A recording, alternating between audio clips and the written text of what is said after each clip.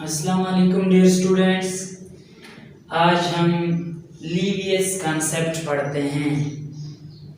10th के second chapter का topic लीवियस concept पढ़ते हैं, एसिड्स बेस के बारे में। इससे पहले हम अर्हेनियस कंसेप्ट भी पढ़ चुके हैं और ब्रोंस्टेड-लोरी कंसेप्ट पढ़ चुके हैं। तो जी.एन. लीवियस ने उसे पेश किया था 1913 में।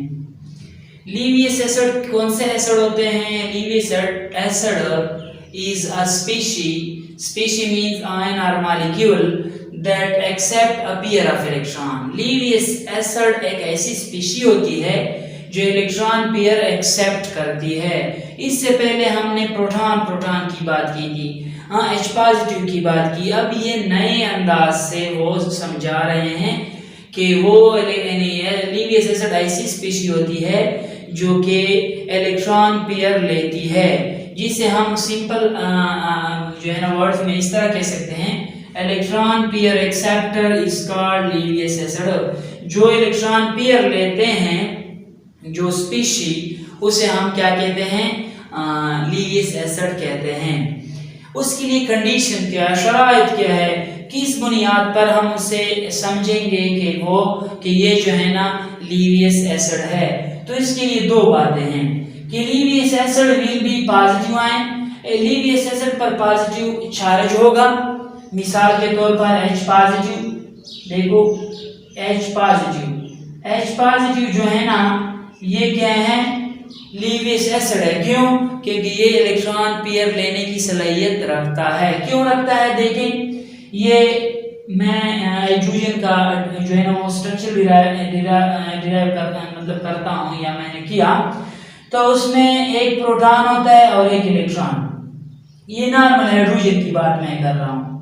अब अगर हाइड्रोजन H पॉजिटिव है तो इसका क्या मतलब है कि यहाँ पर जो एक इलेक्ट्रॉन था वो उससे निकल गया है। जब उससे एक इलेक्ट्रॉन निकल गया है तो देखो उसमें हाइड्रोजन में सिर्फ वन शेल जो है ना वो इलेक्ट्रॉन ले सकता है। उसके फर्स्ट शेल में इलेक्ट्रॉन जो है ना आ सकते हैं। और आपको पता है कि first shell is completed by 2। First shell जो है ना 2 से कंप्लीट हो सकता है, तो इट कैन टेक 2 इलेक्ट्रॉन। तो इस वजह से हम कहते हैं कि इलेक्ट्रॉनों का जोड़ा ले सकते हैं। दूसरी बात जो है वो ये है कि less than 8 electron in the valence shell of an atom of central atom। यहाँ पर एक लफ्ज मैं चेंज करता हूँ, ऑफ सेंट्रल एटम। या अगर उस पर पॉजिटिव चार्ज ना हो तो दूसरी बात ये है कि ऐसा मॉलिक्यूल, फॉर एग्जांपल BF3, ऐसा मॉलिक्यूल जिसके सेंट्रल एटम में 8 से कम इलेक्ट्रॉन हो। देखिए, बोरान ग्रुप 3 से ताल्लुक रखता है और ये उसके वैलेंस शेल में फिर कितने इलेक्ट्रॉन होंगे? 3। और ये 3 इलेक्ट्रॉन उसने 3 फ्लोरीन के साथ शेयर किए हैं, तो उसके इक्वल इलेक्ट्रॉन यानी टोटल इलेक्ट्रॉन बनते हैं 6। तो जब इसके पास 6 इलेक्ट्रॉन हैं तो it has the ability to take 2 electron more, कि वो 2 इलेक्ट्रॉन मजीद भी ले लें। इस वजह से हम कहते हैं कि ये भी इस तरह की स्पीशी भी क्या है? लीवियस एसिड है। यानी BF3 AlCl3, यानी जब ग्रुप 3 जो है ना ग्रुप 7 के साथ अटैच हो तो ऐसे मॉलिक्यूल भी क्या कहलाए जा सकते हैं? लीवियस एसिड कहलाए जा सकते हैं। आगे जो है ना फिर लीवियस एसिड और बेस की इकट्ठे एग्जांपल कर रहे हैं। लीवियस बेस क्या स्पीशी है? कौन सी स्पीशी होती है? वो एक ऐसी स्पीशी होती है, मींस आयन या मॉलिक्यूल होती है जो इलेक्ट्रॉन पेयर डोनेट करता है, एसिड एक्सेप्ट करता है, और लीवियस बेस जो है ना वो क्या करता है? डोनेट करता है। इस वजह से हम उसे इलेक्ट्रॉन पेयर डोनर भी कह सकते हैं। उसके लिए क्या शर्त है कि लीवियस बेस में है वो पेयर ऑफ इलेक्ट्रॉन्स। एक बात ये कि इस पर जो है ना लोन पेयर ऑफ इलेक्ट्रॉन में है लोन पेयर ऑफ इलेक्ट्रॉन, कि उस पर उसके पास एक ऐसे इलेक्ट्रॉनों का जोड़ा हो जिसने पहले से बॉन्ड में हिस्सा नहीं लिया होता। लोन पेयर क्या है? यानी कौन सा पेयर होता है? देखिए, अमोनिया फॉर एग्जांपल है या वाटर है, तो उसमें देखिए नाइट्रोजन के पास लोन पेयर है। ये क्यों लोन पेयर है? क्योंकि नाइट्रोजन 5th ग्रुप में है, 3 बॉन्ड जो है ना उसने हाइड्रोजन के साथ बनाए हैं और एक लोन पेयर उसके पास मौजूद है।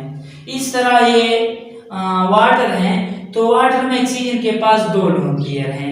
क्यों? क्योंकि ऑक्सीजन 6 ग्रुप से ताल्लुक रखता है और उसमें से 2 इलेक्ट्रॉन उसने हाइड्रोजन के साथ शेयर किए हैं और 4 इलेक्ट्रॉन उसके पास अभी तक अनपेयर्ड है, तो इस वजह से हम कहते हैं उसके पास 2 लोन पेयर है। तो या तो लीवियस बेस के पास लोन पेयर होगा या फिर लीवियस बे में पोजेस नेगेटिव चार्ज। दूसरी बात यह है कि या कि लीवियस बेस पर मनफी चार्ज हो, यानी मनफी चार्ज वाले को भी लीवियस बेस कहेंगे। ऐसे स्पीशीज जिस पर नेगेटिव चार्ज हो उसे भी लीवियस बेस कहते हैं। अब मैं मिसालों से समझाऊंगा। 3 मिसालें यहाँ पर मैंने लिए हैं। उनमें एक है कि BF3 और NH3। देखो अभी मैंने बताया कि जब लोन पेयर हो तो उसे भी हम क्या कहते हैं, उसे क्या कहते हैं, लीवियस बेस। और जब less than 8 electron valence shell में हो, जहाँ यहाँ पर मैंने बताया है कि देखो 6 इलेक्ट्रॉन टोटल बनते हैं और वैलेंस शेल में टोटल जो है ना 8 इलेक्ट्रॉन बन सकते हैं, तो यहाँ वो भी यानी BF3 जो है ना इलेक्ट्रॉन पेयर ले सकता है, लिहाजा हम उसे क्या कहते हैं, लीवियस एसिड। देखें अब अमोनिया ने उसे इलेक्ट्रॉन पेयर डोनेट किया। देखो यहाँ जो लीवियस एसिड और बेस के दरमियान रिएक्शन होता है, तो याद रखिए कि ये कोऑर्डिनेट कोवेलेंट बॉन्ड बनता है। क्यों? क्योंकि इलेक्ट्रॉन पेयर एक तरफ से डोनेट होता है।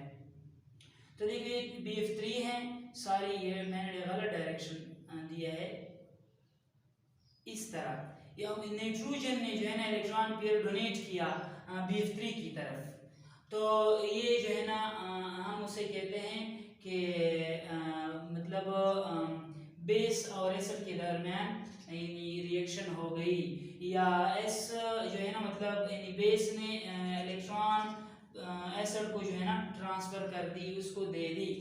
इस सारे रिएक्शन को कहते हैं एडिशन कंपाउंड। क्या कहते हैं? Addition compound. Addition compound. अच्छा, दूसरा है NH3 और H पॉजिटिव। H पॉजिटिव को भी मैंने बताया था कि वो भी लीवियस एसिड के तौर पर काम कर सकता है, मतलब इलेक्ट्रॉन का जोड़ा ले सकता है।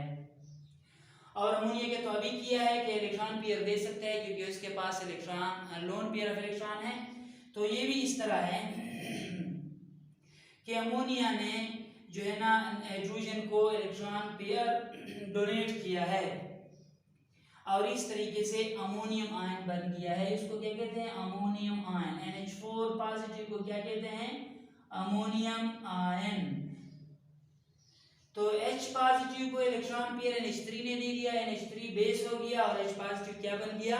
एसिड बन गया। लास्ट वन है वाटर। देखो ऑक्सीजन के पास लोन पेयर ऑफ इलेक्ट्रॉन है और H पॉजिटिव जो है ना इलेक्ट्रॉन पेयर ले सकता है, तो ये वाटर ने लोन पेयर ऑफ इलेक्ट्रॉन जो है ना H पॉजिटिव को डोनेट कर दिया और क्या बन गया? Hydronium ion. इसको क्या कहते हैं? H3O पॉजिटिव को कहते हैं हाइड्रोनियम आयन। Hydronium ion. तो ये 3 एग्जांपल मैंने ले लिए एसिड बेस, लीवियस एसिड बेस के, और उनमें वाज़ा कर दिया कि कौन सा एसिड होगा और कौन सा बेस होगा। जो इलेक्ट्रॉन पेयर लेगा वो एसिड, जो इलेक्ट्रॉन पेयर देगा वो बेस होगा। अगर इस सारे टॉपिक में कहीं पर भी कोई मसला हो तो आप कमेंट सेक्शन में सवाल पूछ सकते हैं। वस्सलाम।